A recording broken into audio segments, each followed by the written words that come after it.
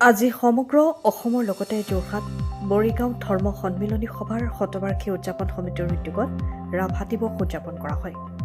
অনুষ্ঠানৰ আৰম্ভণিতে কলাগুৰু বিষ্ণুপ্ৰসাদ ৰাভাৰ প্ৰতিচ্ছবিত বন্তি প্ৰজ্বলন আৰু পুষ্পাঞ্জলি জ্ঞাপন কৰে উপস্থিত মৰিগাঁও ধৰ্ম সন্মিলনী সভাৰ সভাপতি পবিত্ৰ কুমাৰ পূজাৰীয়ে।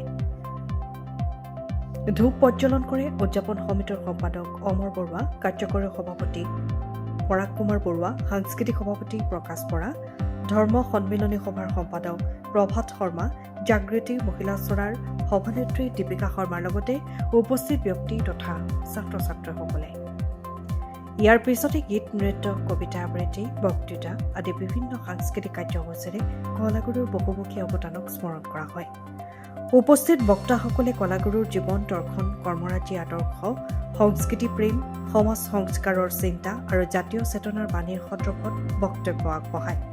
অনুষ্ঠানটিত স্থানীয় বিদ্যালয়, ৮৩ নং আদৰ্শ নিম্ন বুনিয়াদী বিদ্যালয় আৰু মৰিগাঁও পাব্লিক মধ্য ইংৰাজী বিদ্যালয়ৰ ছাত্ৰ ছাত্ৰীসকলে গীত, নৃত্য, কবিতা, বক্তব্যৰে সাংস্কৃতিক অনুষ্ঠান পৰিৱেশন কৰে।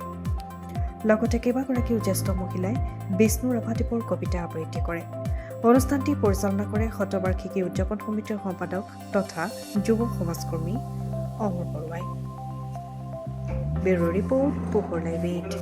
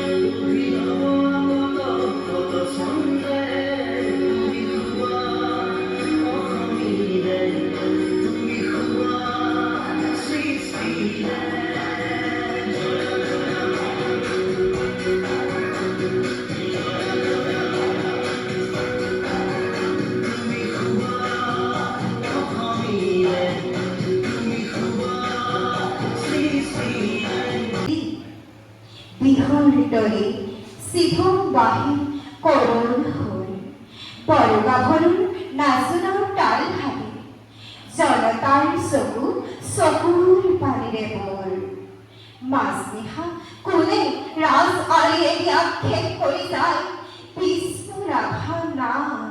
বিষ্ণুপ্ৰসাদ ৰাভাৰ মৃত্যু তিথি উপলক্ষে মই একাষাৰ ক'বলৈ আগবাঢ়ি আহিছোঁ। ভুল হ'লে মোক ক্ষমা কৰিব। কলাগুৰু বিষ্ণুপ্ৰসাদ ৰাভা এজন সন্মানীয় ব্যক্তি আছিল। তেখেত 1909 চনৰ 31 জানুৱাৰী তাৰিখে